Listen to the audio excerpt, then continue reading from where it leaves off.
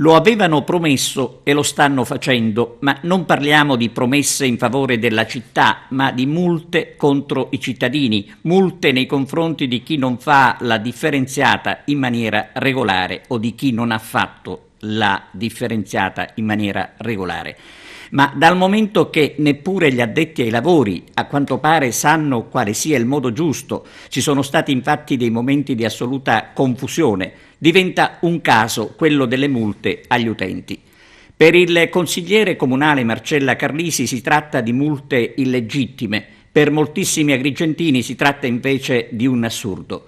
I verbali intanto viaggiano spediti all'indirizzo dei destinatari che dovranno pagare delle somme piuttosto salate per delle violazioni commesse sicuramente non per menefreghismo.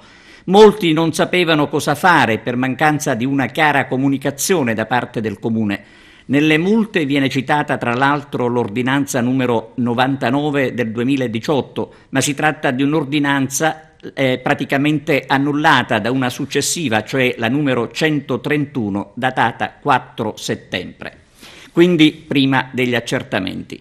Dopo le bollette pazze, dice il consigliere Carlisi, arrivano le multe pazze.